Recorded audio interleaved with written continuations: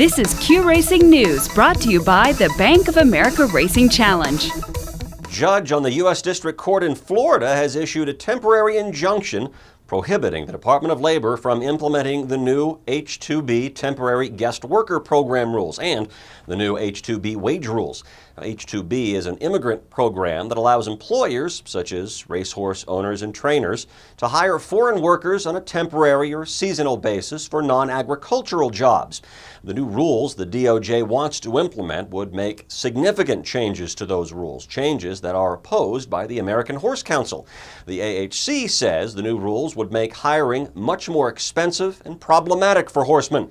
The judge is expected to issue a final ruling in about 10 weeks after hearing motions from both sides. The Jockeys Guild this week released a statement on race day medications and horse and jockey safety.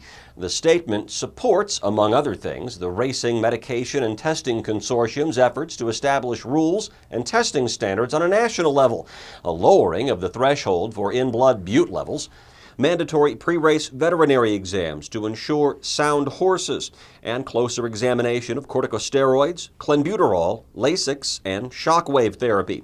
There's much more in this statement, and you can read it in its entirety at jockeysguild.com. The state of Oklahoma has established new Clenbuterol rules. No form of compounded Clenbuterol will be allowed at any racetrack in the state, and in fact, only Ventopulmin or Aeropulmin in its original packaging will be allowed. Oklahoma Horse Racing Commission agents can take samples from that packaging to verify that what's inside was put there by the original manufacturer. Violators may face up to a $2,500 fine and a 1-year suspension. The Oklahoma QHRA says word from the commission is that the rules will be stringently enforced. Oklahoma has also lowered the in-blood threshold for Clenbuterol from 500 picograms per milliliter to 25 picograms. Sam Houston hosted its Red Cell Distance Challenge Regional this week, with the winner earning a berth in the 2012 Racing Challenge Championships at Prairie Meadows in October. Well, the writers of the Q Racing Journal told me an interesting story about this one. That's jockey Jeff Jerman aboard Bok Man, owned and trained by his parents, Jerry and Cynthia. Now, he rode in the 4th at Delta Downs that same day, hopped in his truck, and made the 2-hour drive from Vinton, Louisiana to Houston. He showed up just in time to saddle up, and good thing, too, because he stopped the clock in 45.791 seconds for the win.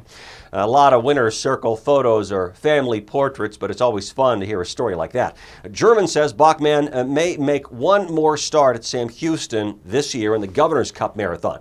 Bok Man is the 4-year-old gelded son of Bok Nye out of the Devon Lane mare One Fine Devon, both of them thoroughbreds. And Sunday was a big day for G.R. Carter Jr. at Remington as the defending AQHA champion jockey won the 1st, 2nd, 5th, 8th, and 10th races.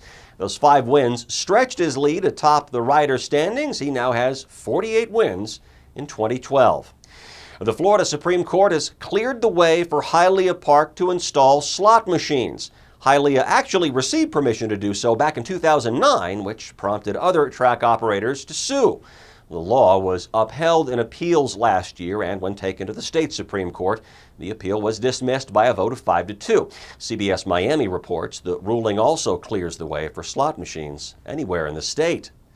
There are no May 15th nomination deadlines for Bank of America regional races, but there are a lot on June 1st. Head to AQHARacing.com to see the full schedules for regional races, bonus challenge by Markel races, and the Maiden Challenge. That's this week's Q Racing News, sponsored by the Bank of America Racing Challenge. I'm Matt Darby in Amarillo. See you next time. Q Racing News is brought to you each week by the Bank of America Racing Challenge.